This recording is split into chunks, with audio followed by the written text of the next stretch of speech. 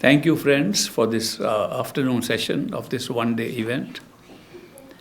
I was talking to you in the morning about the simplicity of discovering our own self by going just behind the eyes at the third eye center through the withdrawal of attention to our own self and opening up all the doors that you need to open to discover ultimately the ultimate reality.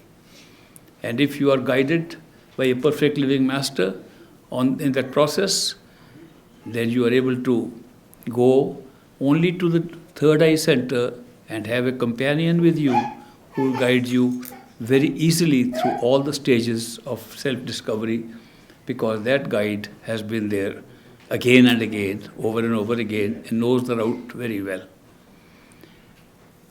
Some of you might have got the impression that this is a lot of effort involved in doing that. And I say this because a lot of people put effort into doing this. The truth is, effort is futile. The truth is that real meditation is effortless. Because effort is always made by the mind. And the mind is the obstacle on our way. So how can effort be successful? If we are putting all our effort into something, and we are used to it, because we get nothing without effort in this world. And so we think, on the spiritual side, how can we get anything without putting our own effort? But when we find that the effort is a product of our own mind, and the mind is an obstacle on the way to self-discovery, how can effort work? So how do we meditate effortlessly? Somebody has asked me by email to talk on this subject of Sahaj yoga. Yoga, as you probably know, means union with your own reality. That's the real meaning of yoga. Yoga does not mean exercises. We made it into that you just do some exercises and you are doing yoga. Yoga means union with the reality, with your real self. And there are many different types of yoga that you can employ to get knowledge of your own self. But the Sahaj yoga is the most wonderful thing that can take you beyond the mind. Sahaj is an Indian word. Very loosely translated, it means gentle. So gentle, it should be effortless. It's the gentle way to discover yourself. It is the opposite of aggressive. It is the opposite of violent. It's a non-violent way to discover yourself. So a non-violent way is a peaceful way. Obviously, a peaceful way is non-violent, where you have intense peace, real peace, with no aggression anywhere around you. That's the Sahaj way. So they say that the Surat Shabd yoga, the yoga of the attention contacting the sound and traveling to its own reality, is a Sahaj yoga. Is yoga of tranquility, peace, and effortlessness. Now, how do we practice this? A friend of mine wrote to me, I have discovered, he wrote a letter to me, I have discovered that effort is no good on this path, and only effortless meditation helps us. Therefore, from now onwards, I am going to try very hard the effortless way. You can imagine how our mind works. We think even effortless way must be an effort of some kind. We are supposed to be a doer. We have to do something. Our mind does not comprehend that doing does not actually get this work done. It is not doing, stop doing, that helps. People think spiritual journey is a journey somewhere, that we have to travel somewhere. Whether it's inside or outside, there's some travel involved. It's a spiritual journey, spiritual path. The spiritual path means it's a pathway where you must travel, and so it's a journey. They don't realize the spiritual path is not to journey anywhere, neither outside nor inside. If you can stop journeying, you reach the truth that our mind is constantly journeying, it's constantly moving, constantly trying to do things. It can't stop doing things. If you can stop doing things, you will achieve more on the spiritual path than by doing things. But because externally we are always used to doing things, therefore we don't practice Sahaj Yoga. We practice what is called Hatha Yoga. Hatha Yoga means yoga of stubbornness. I am going to do it. 1 hour of meditation didn't work, make it 2 hours. I'm going to do 8 hours. Till I get something, I'm going to do this. It never works. And there was a very devoted disciple of great master, and he's written some nice books. His name was Diwan Daryai Lal. He was a finance minister of a state of Kapurthala near the Dera. He was also a very important political leader in the state and a very wise man. And he wrote books like Heaven on Earth and things like that. When he retired from his job, he came to the Dera, to Great Master, and said, Master, give me some seva. Give me some service. I'd like to do service for you and for the people here. Master said, you are so educated, you have a great experience in finance, in administration, you can take any job. There are so many administrative jobs available here. You can be a financial advisor for the Dera, you can take care of our accounts. He said, no, Master, if you permit me, I like the seva, the service of being your doorman. I want to stand outside your door.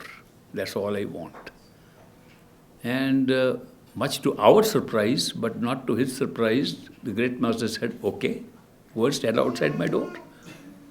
And he stood outside the door of great master all his life. And after some years of standing outside the door, having meetings with wonderful people who came to see the great master, a job he enjoyed a lot, he came to great master one day. He said, Master, I am enjoying the seva you gave me. But I missed out on something very important. I missed out on meditation.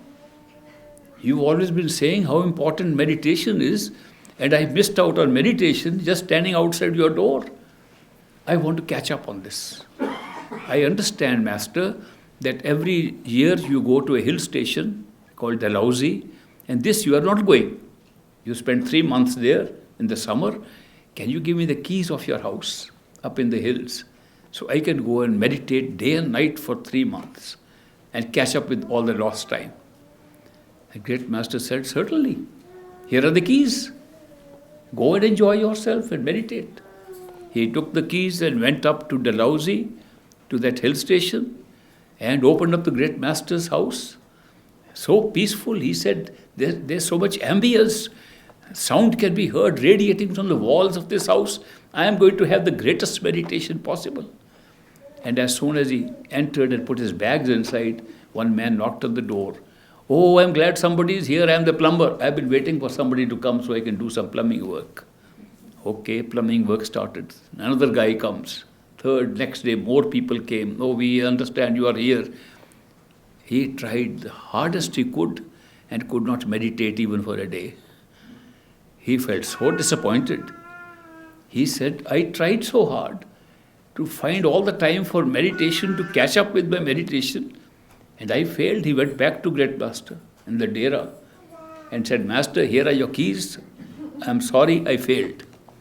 The Great Master laughed. He said, no, you didn't fail, you passed. He said, how could I pass? I never could meditate over there. He said, that's how you passed. You found out this is a Sahaj Yoga. This is an effortless yoga. It's not one where you try hard and get it. So, you tried hard and couldn't get it. That's the lesson you learned. You learned the good lesson.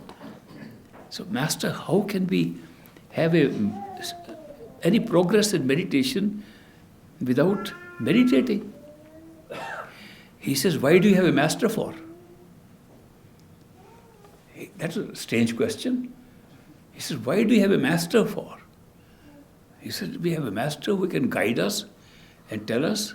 He says, no, you have a master so he can meditate for you. You have a master who can do everything for you. If we believe that master can do everything for us, why not meditation? So what kind of meditation should it be? He said, meditation should be that you after getting initiated from a perfect living master, sit behind the eyes, relax. I say, Master, I'm glad you are here. Meditate for me while I relax and enjoy. Effortless. Isn't it the master's job to do this? It is certainly the job of a perfect living master. If he is willing to do everything for you, wouldn't he do meditation for you? How can you say, he says, I'll do everything else for you, you do meditation? That's not the kind of deal we can have from a master.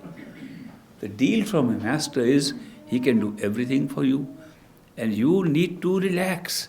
You need to feel you have surrendered your efforts to somebody who can do better than you. If you believe that he can do better than you, why are you trying to do something? So, the best way to meditate is to relax, have a conversation, a lovey-dovey conversation with your beloved master. Make a trip, plan a trip to Sachkhand, plan a trip somewhere, and have a good time and say, Master, you keep on meditating for me. That is, now it involves a lot of things. I make it like a story, but the truth is, it means the ability to surrender, which is what we lack because of our ego. It's the ego, the I-ness, that comes in the way. We don't realize how important it is to defeat the I. It's the I that's coming in all the time and preventing us to make success of ourselves. So, there is no place for I on the spiritual path. This place is for you. Now here we talk of love for people. All the time I hear people saying, I love you, love you. Any phone conversation ends, I love you. Who loves who? When somebody says, I love you, I see in the tone, the love is more for the I than for you. I see it's a kind of a macho statement being made. I love you. Suppose the other person says, but I don't. Then you say, then I also hate you. What kind of love is that? I mean, we use these words so freely.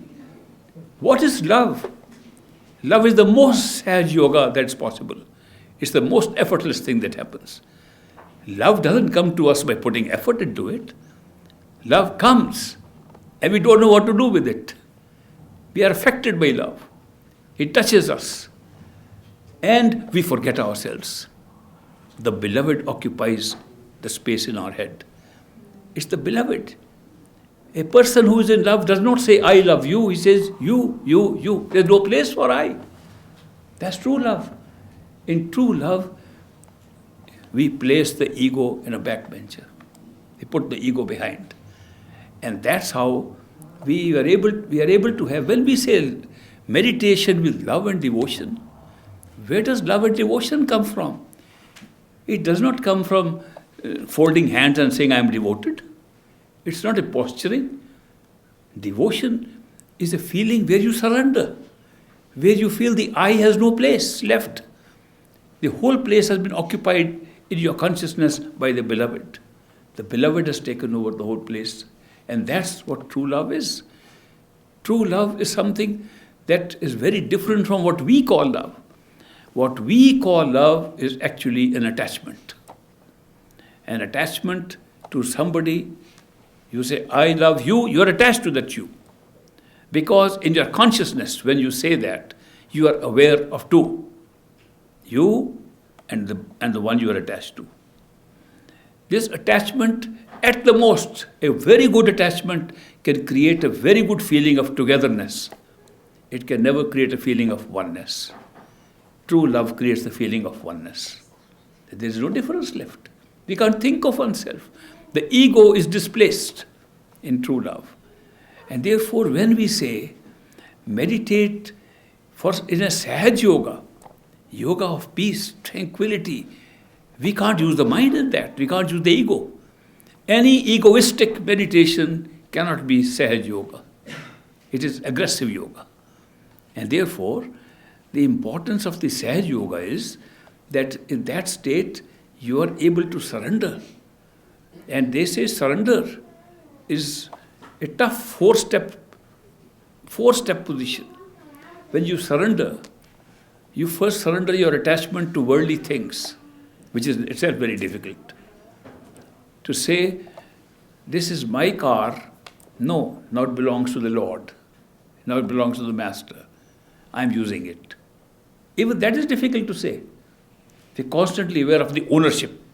I own my car. I own my house. I own my things.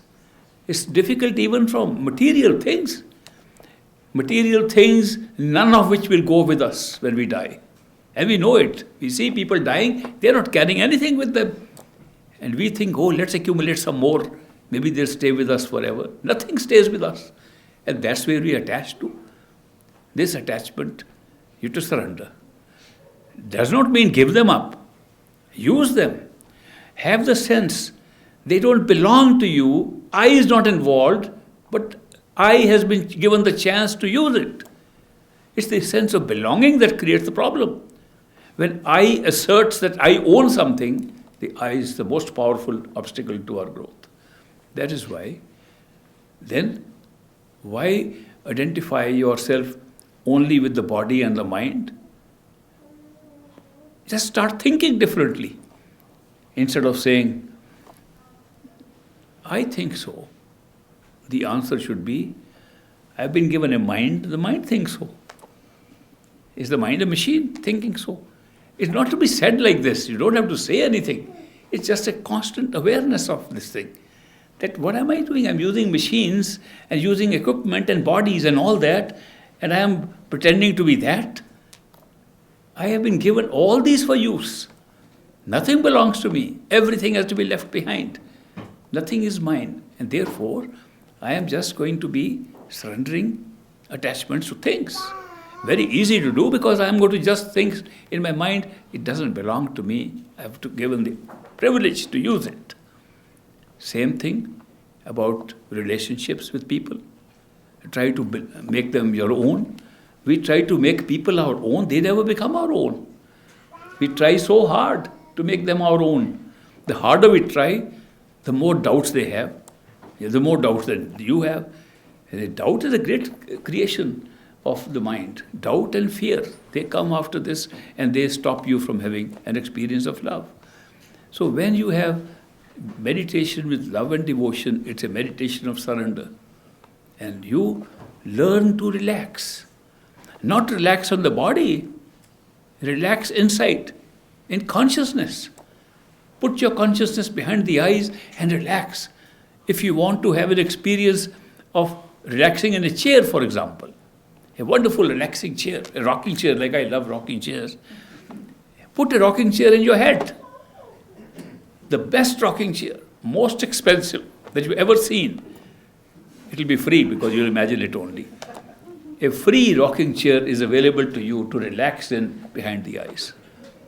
Relax and watch somebody who has more ability, more knowledge, more practice than you in meditating and going to higher regions. Do it for you. Say, I'll hold your hand, that's it. I'm not going to put any effort. It's your job. The master, when he initiates an individual, he takes the responsibility to take him home. Full responsibility, not partial, not conditional. It does not say, if you do this, I will take you home, otherwise let you rot here. Never. It says, you are guaranteed to go home with me, willy-nilly or willingly, unwillingly, I'll take you home. That's the promise of initiation. Initiation is the greatest event that can ever happen in our life. There's no other thing that I can think of that can happen in life than initiation by a perfect living master, whose initiation means he manifests himself in you and says, I will take you back home. Now let him do the job. When I was young, I had a deal with my master. It was a deal, I think it was a very interesting deal.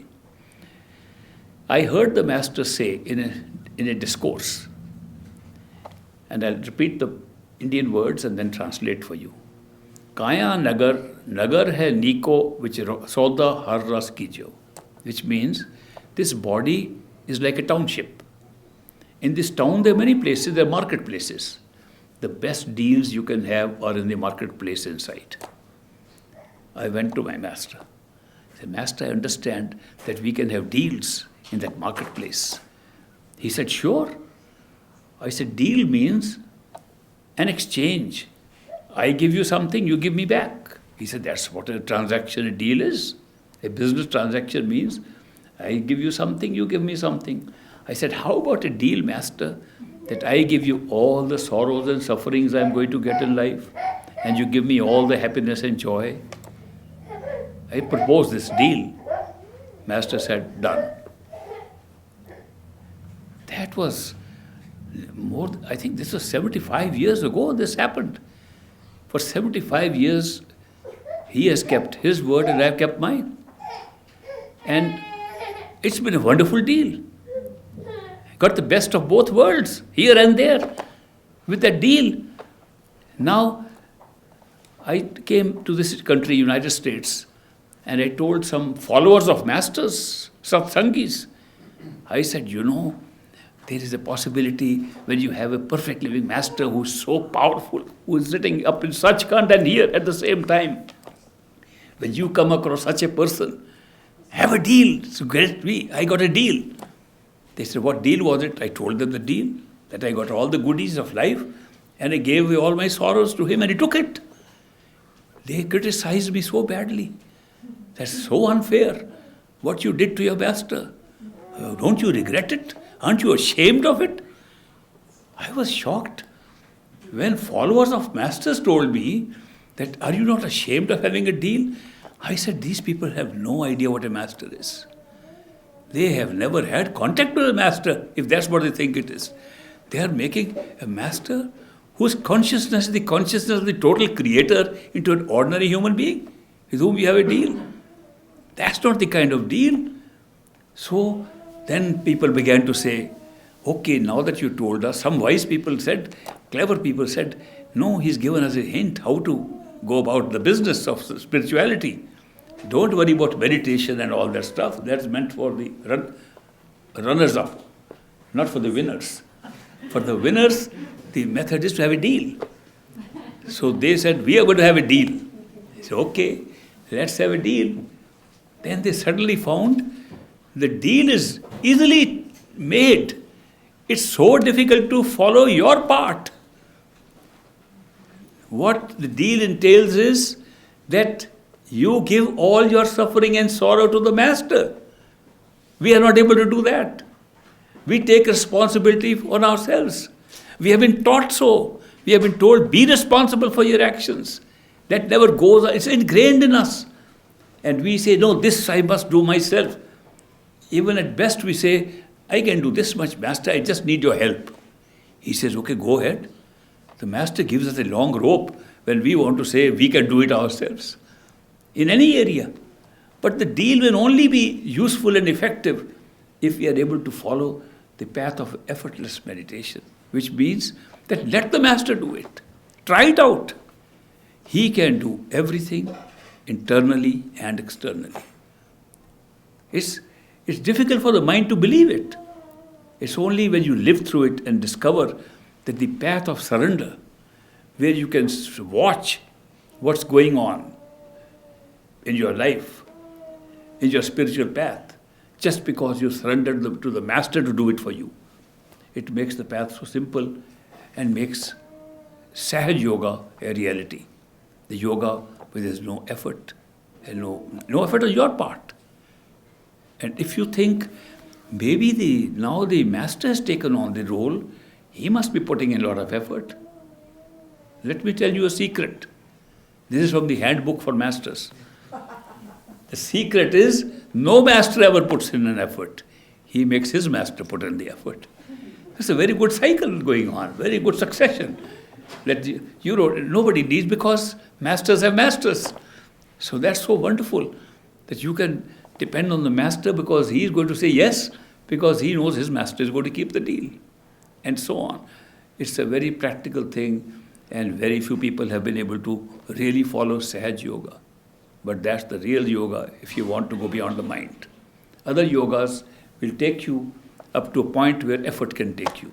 That's a mental level, up to the mental level. You want to go to true spiritual level, where you leave the mind behind. It has to be Sahaj Yoga. Now I mentioned to you about Seva, another subject that came up, that what is Seva then? How can you do service? Doesn't that involve effort?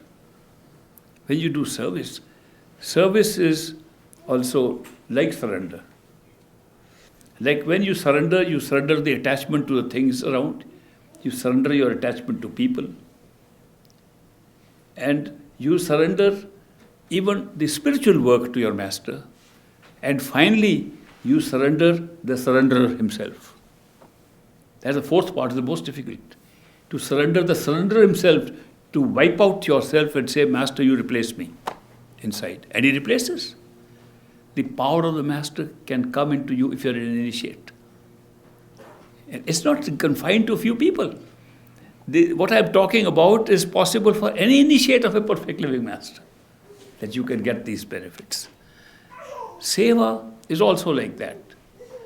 Seva can be done with a material belonging something to you. You can do seva by writing a check for some purpose to be used by the Master, such as running a dera or organizing meetings and so on. Or you can do seva with your body. Carry loads, do seva for the Master, carry his bag. Or if he's not there, do work for the people. In the dera in Great Master's time, we used to enjoy doing mitti seva. Mitti seva was carrying dirt on our heads. We carried bricks on our head to build the dera there. The last place where Great Master built for holding his discourses, a slightly bigger auditorium, a nice design. We carried bricks for that. I was very small, so I carried one brick on my head. Others carried a basket of bricks. And I remember I used to walk for that seva, or brick seva we called it, the brick seva on the head, along with a Mastana, a tall guy. He was a Baluchistani Mastana from Baluchistan, and a good disciple of Great Master, having a lot of inner experiences which he would share with Great Master, but while we were walking the seva, he would tell me also. For example, he told me how we come back to our own life when we go into meditation, and yet we have to relearn how to talk there.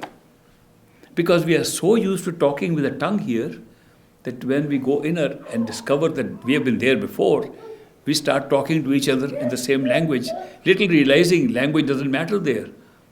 That you can speak Russian, another person doesn't know Russian, speaks French, both can understand each other.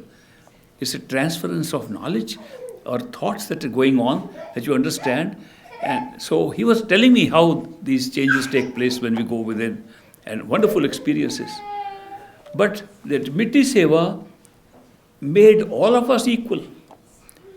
There was an American disciple who came to the dera first time, and he had carried his bag with him, and he saw a lot of people working. They were carrying bricks and carrying dirt and so on. He called one of the guys, "Hey, guy, come here.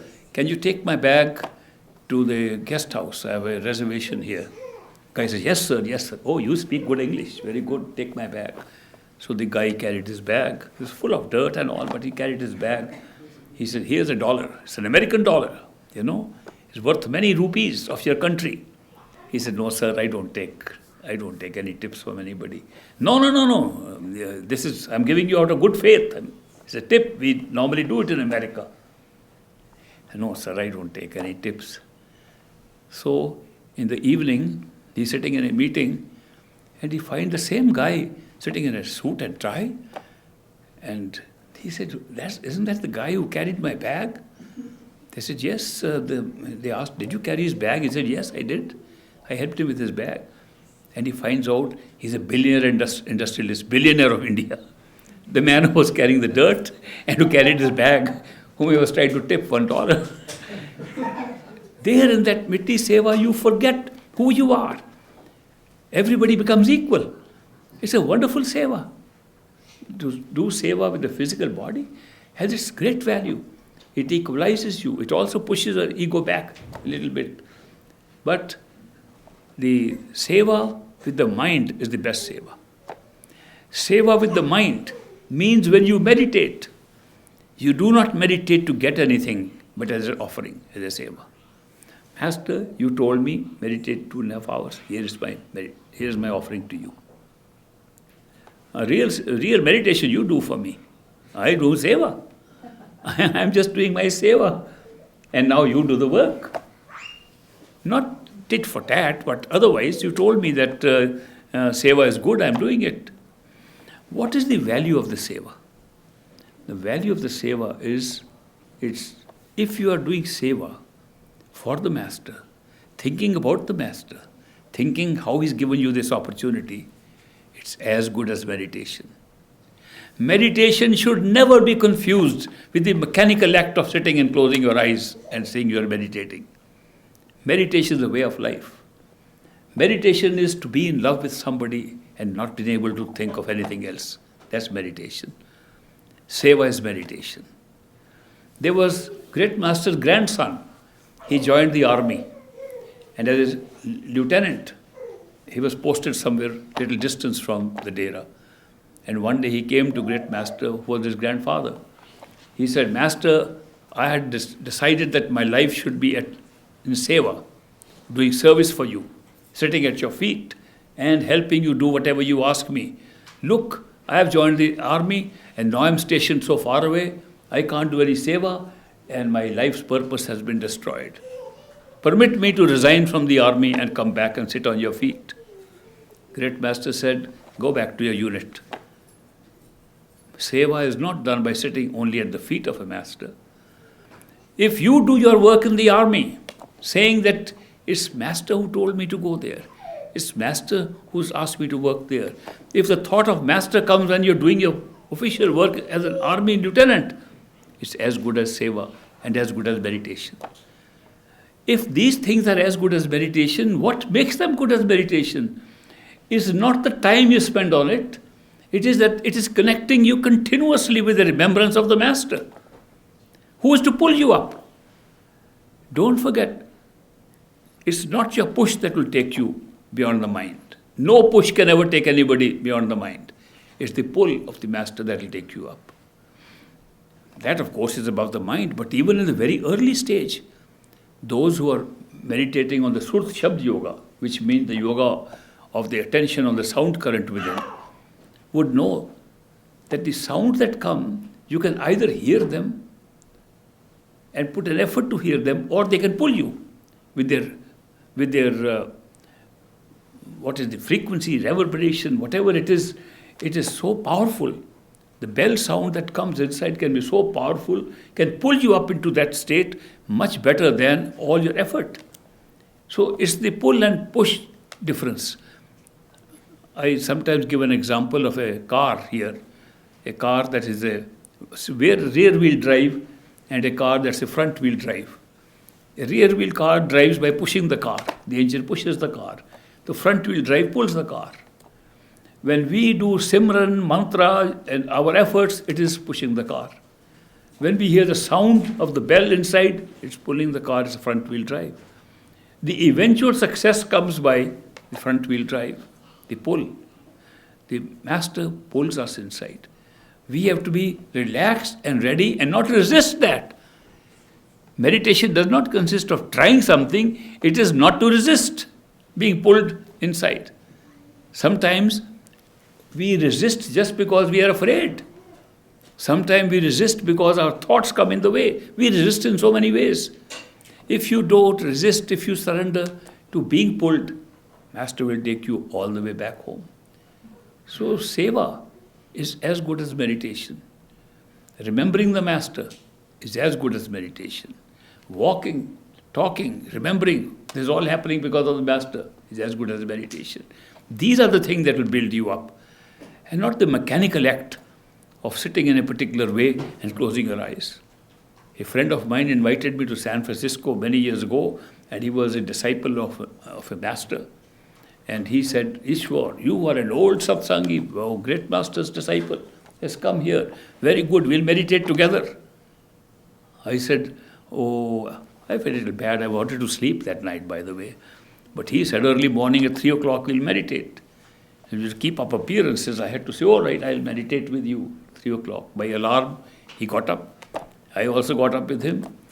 And we sat. He put himself in a correct position and very alert. He knew more of yogic position than I did, and I was a little more relaxed than him. And we closed our eyes and started our meditation.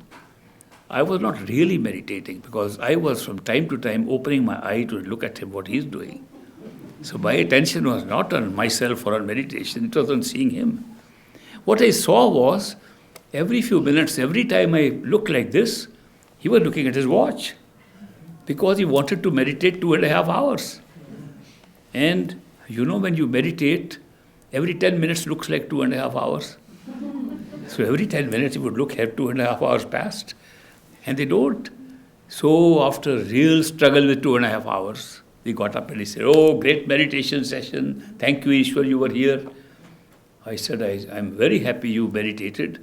Only point, observation I have to make it, you were meditating only on your watch. You were not only meditating on the watch when you looked at it, you were meditating when you will see the watch again. So your whole meditation was on the watch and not on yourself. Now that meditation will not take you anywhere. Where you are just trying to complete 2.5 hours, because that's the requirement, then where will you go with that? But if you could think of the master for those 2.5 hours while walking, would be more useful. I came to this country, people said we are vegetarians. I said, oh, very good, that's a good thing, because if you're vegetarians, you don't kill any life of a higher order except plants. And plants are the lowest form of order, and then anything affects our concentration. Even eating vegetarian food affects us, but it's best to eat vegetarian. Then we went out to grocery shopping. Oh, they spent 3 hours looking at the fine print on every can they would buy. Is there something in it? And I waited and watched. I said, it says vegetarian. Is it good enough for them? Were they spending 3 hours on looking at the fine print? I couldn't help but tell them, if you had spent 3 hours in meditation, instead of looking at the fine print, even the fine print would have changed and become vegetarian. Remember, you were taking something, a diet so far. Is the diet going to take you to Sachkhand? Has any diet anybody taken anywhere? I went to Japan, a particular Zen Buddhist group thought that the only way to go to enlightenment was eating a particular kind of rice. And they brought that rice. They said, this rice is going to do it. I said, if a grain of rice can take you to Sachkhand, I will feed this rice to the whole world. They said, diet is simply one of the means of helping concentration of attention behind the eyes. You can't take it beyond that diet is only going to give you enlightenment. So we overdo certain things and miss the real point. Real point is, if you want to make progress, love and devotion is the secret. Meditation succeeds if it is with love and devotion. The spiritual path is nothing but a path of love and devotion. Beyond the mind, there is nothing but love and devotion. If you want to go to your true home, don't forget love and devotion. True seva is to seva with love and devotion. True healing of patients, those who do Reikis and other healing arts, only that healing is spiritual, which is done with love and devotion. If you do it with your energy centers and so on, you are expending your energy, somebody else is getting it. But love and devotion multiplies. Look at a simple thing. If I want to give a gift to somebody, and I have 100 units, say I've got $100, and I want to give a gift of $40 to my friend. I give $40, the friend has 40, I am left with 60. Between us, we are no better. 60 plus 40 is still the 100. Supposing I want to give him a gift of knowledge, and I have 100 units of knowledge, they give 40 units of knowledge. My knowledge is not decreased. Between us, we have 140. It's worthwhile. Supposing I give him a gift of love, 40 units of my love, I get 40 units of love. And the total is 180. So even as a gift, love is the best gift. And I'm proving it by mathematics now. QED. Anyway, the point I'm making for you is, do not forget, love and devotion is the secret. Whether you're doing seva, whether you're doing meditation, whether you're on the spiritual path, whether you are seeking success in life. The most successful life will be if you can practice and enjoy love and devotion. And there is no greater experience of unconditional love than the one you can get from a perfect living master. Because his love is always unconditional. There is no judgment involved at all in that. We all judge. A master does not judge. Why doesn't he judge? Why doesn't he say this fellow is good, this fellow is bad? Because he finds we are all trapped. What makes us good or bad is our trap. He has compassion for us. He has compassion for us being caught up in the good and bad stuff. Compassion is such a strong factor in the attitude of a master. He looks at us with such compassion because he is no judge. He only extends unconditional love. If you bathe in that unconditional love of a master, love will flow from you for other people also. Don't forget, love and devotion is the secret. I'm very happy you could find time to come over here and see me, and I hope to see you, some of you again, who will come to the meditation workshop in September. I think it's 20th to 22nd, and I was very happy to meet some new friends today for interviews late in the afternoon. Thank you very much. God bless you.